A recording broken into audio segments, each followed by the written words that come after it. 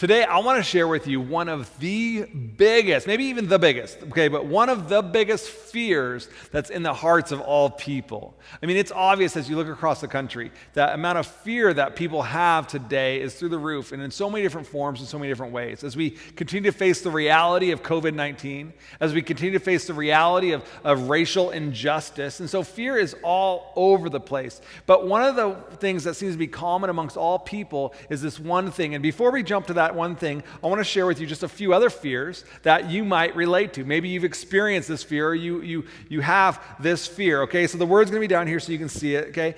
The first one is this, anuntophobia. Anuntophobia. This is the fear, you have this one, you know what it is? It's the fear of being single forever. Okay, the fear of being single forever. Do any of you experience that fear? Like, oh no, what if I'm single forever? You know, and it's a very real fear that some people have. Or here's another fear, the blinophobia. I think I said that right. Blinophobia. This is the fear of slime. Slime. Okay, but me, I grew up with Nickelodeon and think shows like Double Dare. You remember Double Dare? Anyone?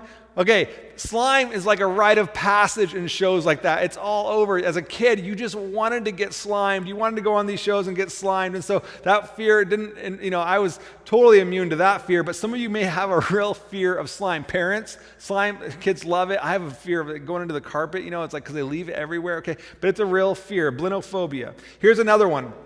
Okay, here's another one. Helenologophobia. Okay. This is the fear of complex scientific terms, okay? So if you have this fear, it's likely that naming the fear itself and the complexity, helenologophobia, okay, that I'm sorry if that sent you off an edge or gave you an episode just by saying a term like that, but it's the fear of complex scientific terms. Okay, here's another one for you. I'm horrible at saying these. Syngensophobia. Okay, this is the fear of family, and it seems to flare up around the holidays, okay, but it's a real fear. Here's another one, nomophobia. This one's good. This one's the fear of losing your cell phone signal. This one runs rampant amongst teenagers today. Okay? I think a better name for it would have been nomophobia. That's so dumb. Nomophobia. But you're welcome. Okay, here's the last one, okay? In fact, it's going to be down here. And you can even now, if you want to, go into the comments here and write down one of your most, random fears. Maybe you've got a fear of heights or a fear of certain bugs or critters or whatnot. But what's your biggest fear? Write it in the comments. Let us know, okay? Here's the last one here, okay? It's the longest word here, so it's going to be hard to say. Try to say it. I dare you, wherever you're at. Try to say it out loud with me. Here's how it's pronounced, the best I can. Hypopotomonstrosesquippedaliophobia. Let's say that one more time. Hypopotomonstrosesquippedaliophobia.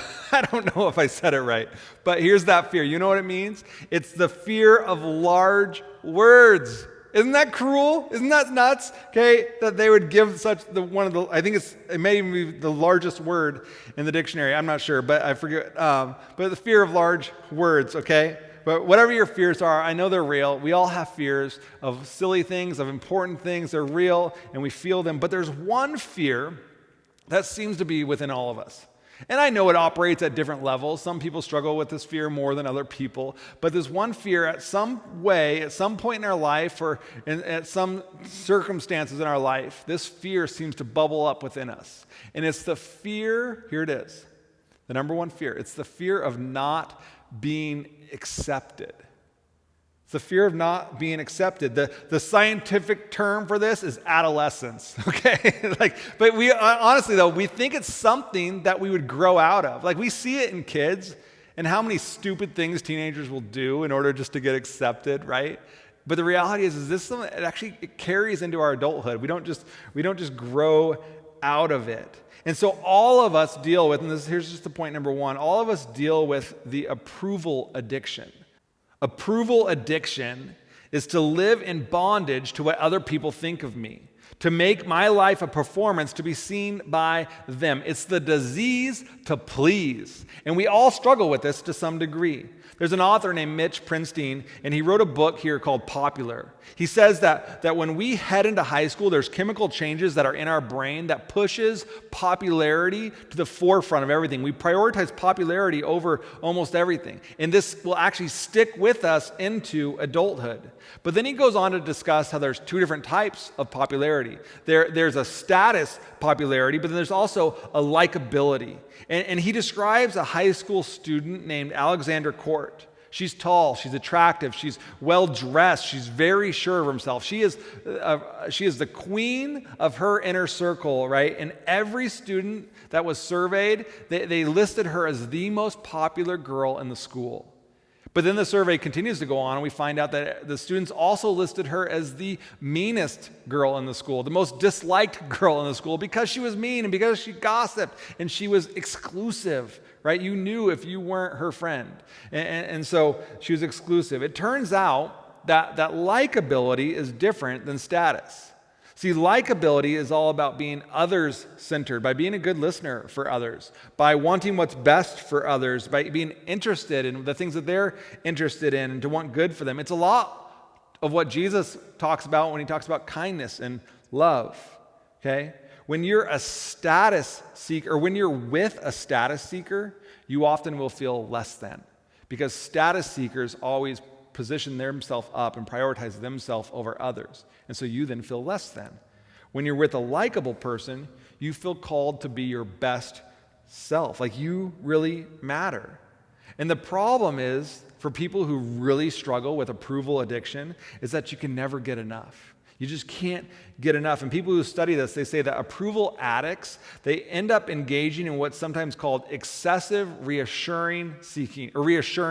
Excessive reassurance seeking. So they're always checking in with you to find out, hey, what'd you think about this? Did you see what I did there? Did you like it? Was it good? Right? So there's this excessive reassurance seeking. By the way here, how's this talk going? Do you like it so far? Is it helpful? Okay. It's this reassurance seeking. And Prinstein and other researchers, they've noted how social media can be so addictive, particularly for teens, because we have cravings, and people have cravings for popularity. And social media, it's like a reward dispenser. It's instant, like a little Pez head. You pop the top and boom, candy, right? You post a picture, boom, like, comment, share. And it's this reward dispenser that social media is. Like when I was a kid, I didn't have that. I just had to go around assuming I was unpopular, right? Like I didn't need a picture with no likes on it to confirm it. That's just who I was. But social media today is such a big deal in people's lives. YouTube has over 13,000 tutorials on how to take the perfect selfie. That's 13,000 videos, tutorials on chin up, shoulders back, right? Like, do you know how many tutorials are on YouTube on how to be the best you, or just how to be your true self? Maybe this one? I don't know. Probably not a lot. So I think it's safe to say that we all seek approval in one way or another. Have you ever said that you know something that you obviously don't, but you're wanting to get approval in that moment? Like you don't want to stand out as someone who's not in the loop, right? You're with people, you're talking, they're talking about something, you're just nodding your head, oh yeah, I know exactly what you're talking about. Yeah, I like that team too. Or I was there too. Oh yeah, I remember that. Like, right? And you just go along with it because you are seeking approval. You don't want to be rejected, you want to be part of, right? You ever do that? No? Just me? Okay, well, at least I got that off my chest. But in one way or another, we all seek approval. In fact, maybe even it's natural. But we do it. But here's what's so important, is that when Jesus was born into the world in the first century Jerusalem, I'm going to go a little bit historical with us for a minute here, okay? When Jesus was born in the world in first century Jerusalem, there was a lot of separation and a lot of division that kept people apart. Okay, in Jesus' time, in first century Jerusalem, there was racial separation. There was slave and master. Okay, there was religious separation. There was gender separation. There were wealth gaps. I mean, this must have been crazy. I mean, could you imagine any other time in world history where you would experience something like this? Obviously, we can. But this is true in the time Jesus lived as well, just like it is in ours. And we're continuing to get better. And right now, it's obvious that as a culture, as a country, we're trying to take steps in that direction to continue to get better. But Jesus, he does so much in his time that is countercultural, that was revolutionary. He does so much in his time to level the ground for all people. In fact, Jesus himself, he experienced social rejection. He experienced religious rejection because of his actions of acceptance towards those that were around him. Because Jesus was always gravitating to those people that were mostly unaccepted by the culture at large. One of the biggest separations and one of the biggest rejections of people in the time of Jesus when he lived was the separation between Jews and Gentiles. See, the Jews were of Hebrew descent. They worshiped the God of the Hebrews. And the Gentiles, well, they were everybody else. And if you were lucky enough to be born a Jew, you hit the ethnic lottery, because in the eyes of your people, you were greater than everybody else. So good for you. Now, the problem for Jews, though, is that within their culture, there was a religious pecking order of sorts, and their customs and their traditions over time had morphed into a hierarchy of the religious elite. And the way that you gain status and the way that you gain acceptance is by being a master of the rules. And the more that you master the rules, the more that you can actually enforce the rules on other people. And so if you want to be accepted, you better have it all together, or at least pretend like you do. And isn't this the tension of organized religion?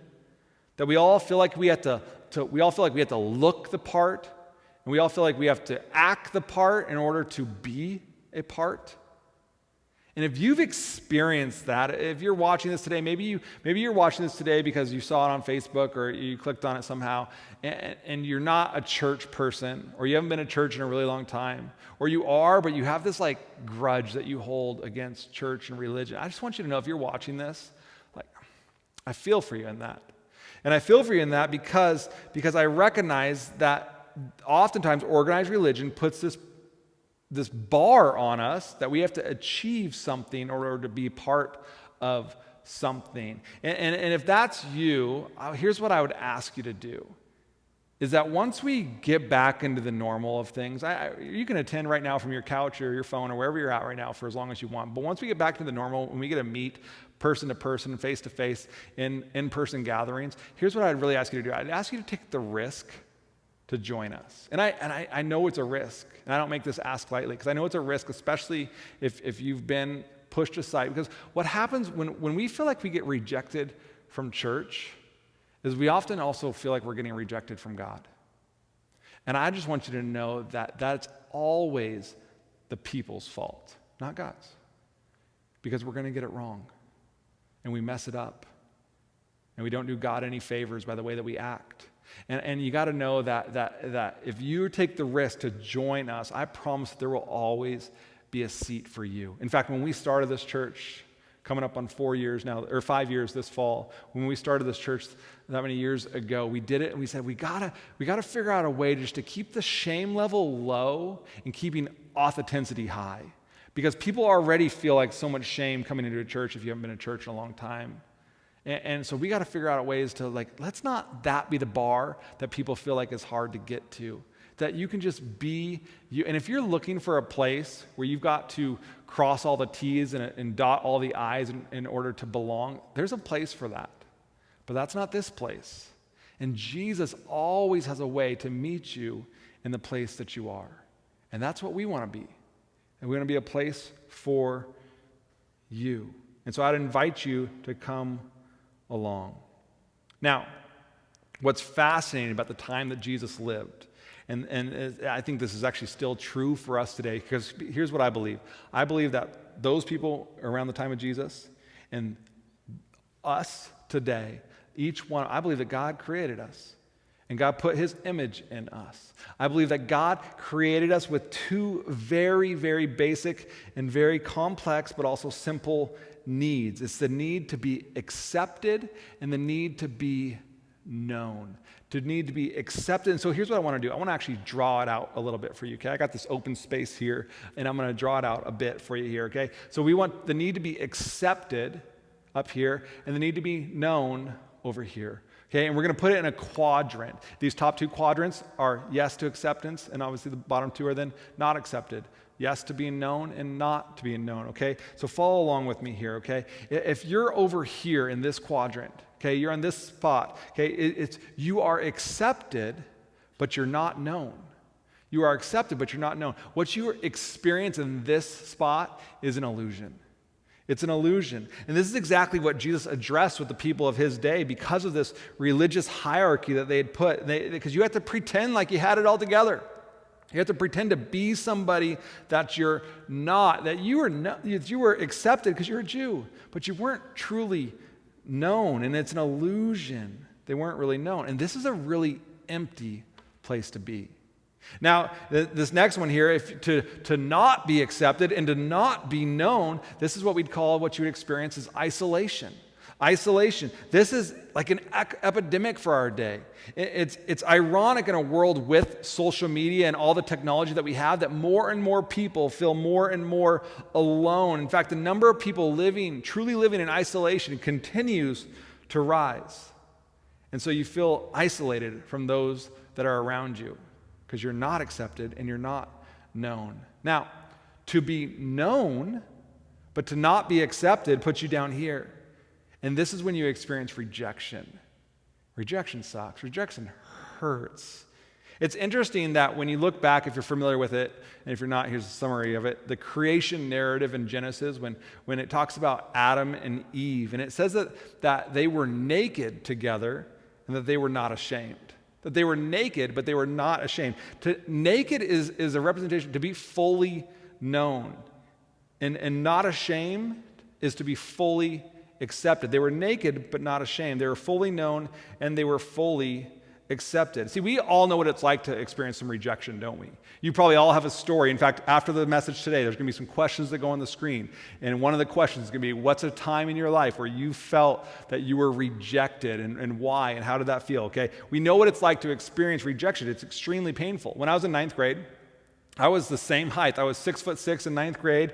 I was about 70 pounds lighter, okay? So I could turn sideways and just disappear. Like you just couldn't see me anymore, right? And I played basketball, and one thing they did in basketball is to divide up the two teams, they go shirts and skins. Shirts and skins. And I was so insecure. I never wanted to be skins. I did everything I could to be on the shirts team. I would miss a shot and be like, oh, sorry, I can't be on your team. Got to be with the shirts over there. Because I didn't want, and one time, I had taken my shirt off with my friends, and they ridiculed me for it, okay? Apparently, puffy nipples is not cool when you're in middle school, okay? but that was the reality. Now, it wasn't super traumatic. It wasn't that big of a deal. But then I decided that I'm never going to let anybody see me with my shirt off ever again, right? Because I'd experienced some level of rejection.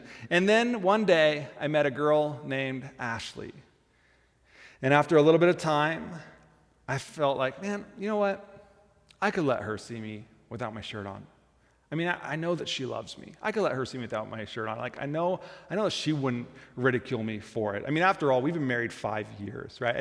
I think it's time, right? But here's what's so fascinating about this fourth quadrant up here, okay? This is what, you're quickly going to see, this is like the perfect spot. This is what we'd call like the kingdom of God that Jesus started for us. It's life in God's kingdom in this fourth quadrant, and it's to be fully accepted and to be fully known. And this is when you experience love, when you experience real and authentic love. There's freedom here. There's life here. I can be fully known and fully accepted. Like I know who God has created me to be, and even if I don't get the approval from certain people around me, it's okay because God's approval for me is enough that I can be fully known and fully accepted by God. And that thankfully and hopefully for you, there's people in your life that you can get to that point where, you know what, I can be fully known and fully accepted by them. This is the way, when you live this life, this is the kingdom of God type of life. This is what it looks like to follow Jesus and do a good job at it, is that people experience this kind of love. And the only way that we're really able to do this, the only way we're truly able to know others and to give them the grace to accept others is because of recognizing what Jesus has done for us. And not just for us, but for the world. See, in the time of Jesus, there was the religious systems of the time, and it was all around the temple. Okay, the temple was their church. And everything in the temple was arranged spatially.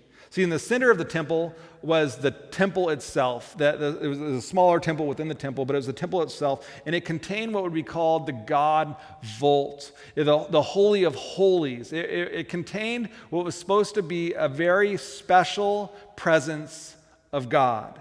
And that was in the very center. And then just outside of this temple, just outside of there, were the court for the priests.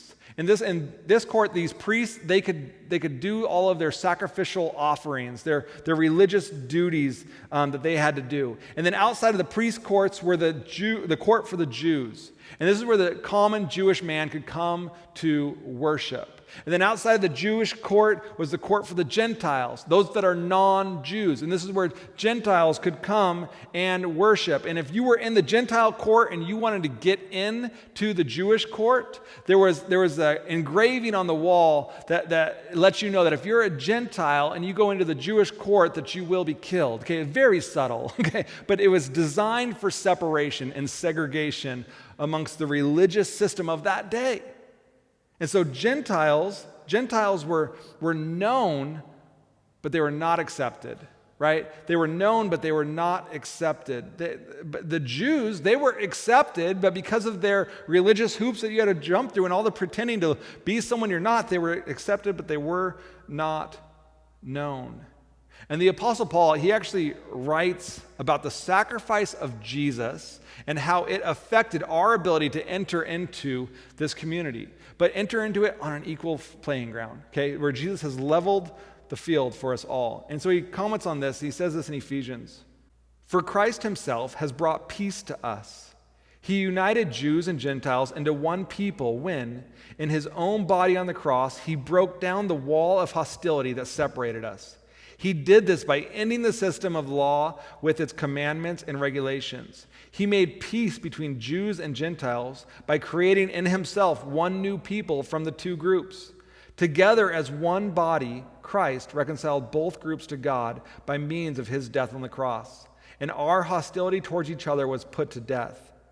He brought this good news of peace to you Gentiles who were far away from him, and peace to the Jews who were near him.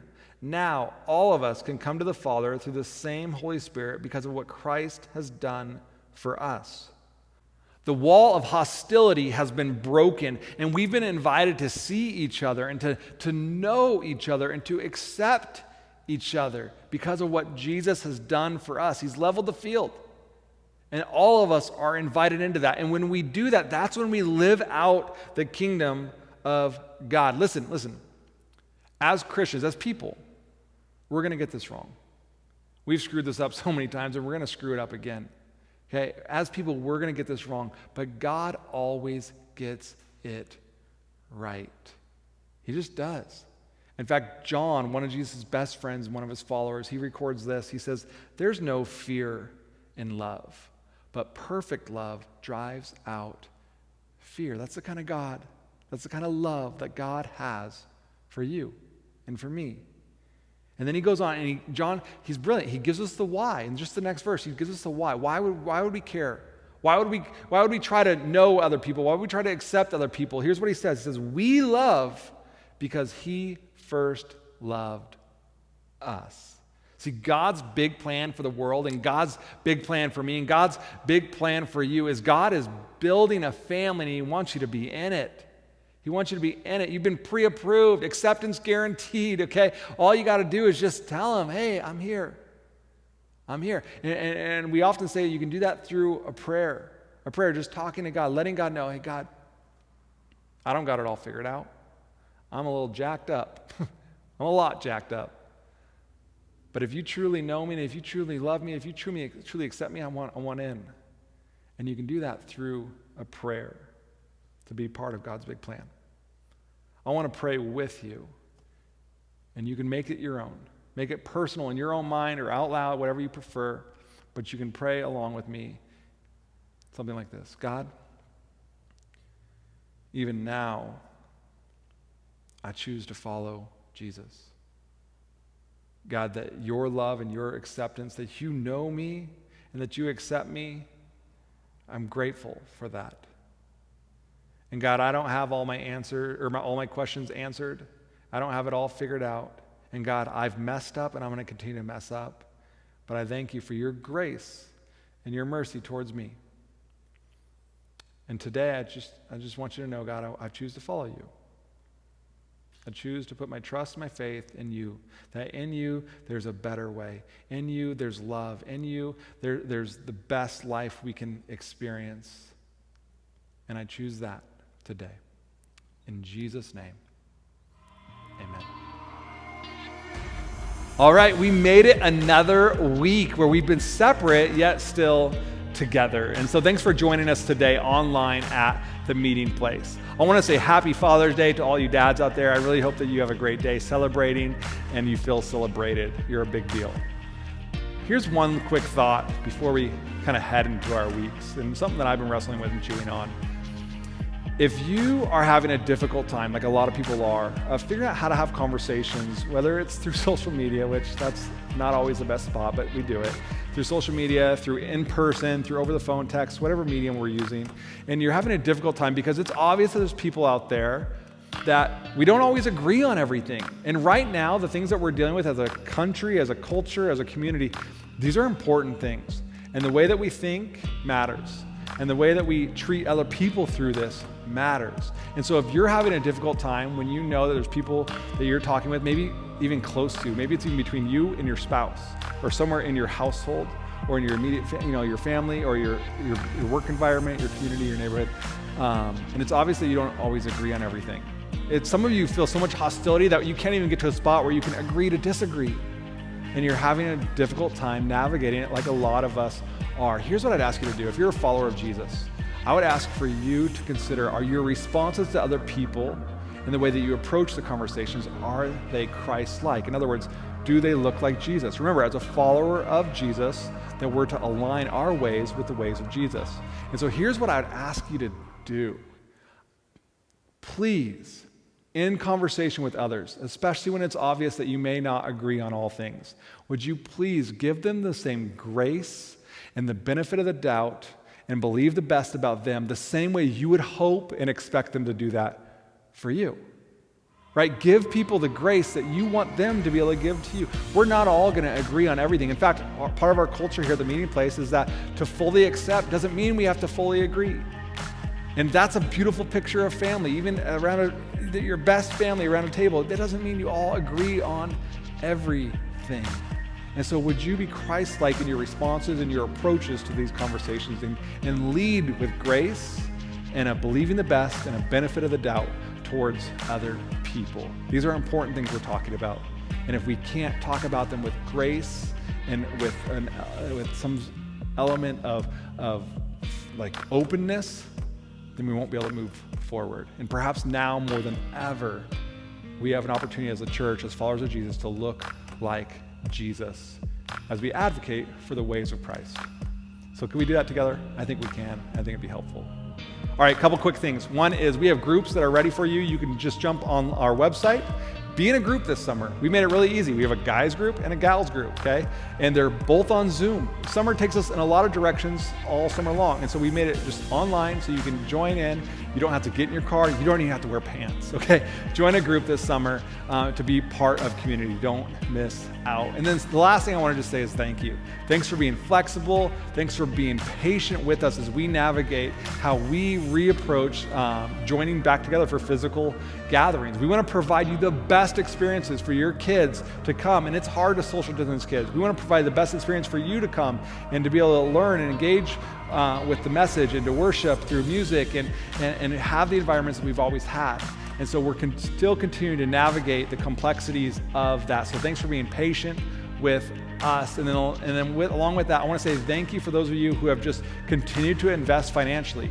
It might not feel like that's that important right now because our doors haven't been open, but I'll tell you what, nothing as far as the budget within the church has changed. So thanks for the way that you've continued to invest. And we've stripped back every way that we can to save money for what's ahead. And we plan to come back better than ever. And if you want to give today, you can just jump right onto our website and again click the little button that says give. And we just want to thank you because when you give, you're helping propel the mission forward of helping people find and follow Jesus. We get to continue to do that. So thanks for all the different ways you participate in joining with us and engaging with us. And we look forward to continuing to move along and move through this summer with you, whether that's separate, but yet together through things like this. I miss you, I love you, and I really hope to see you soon.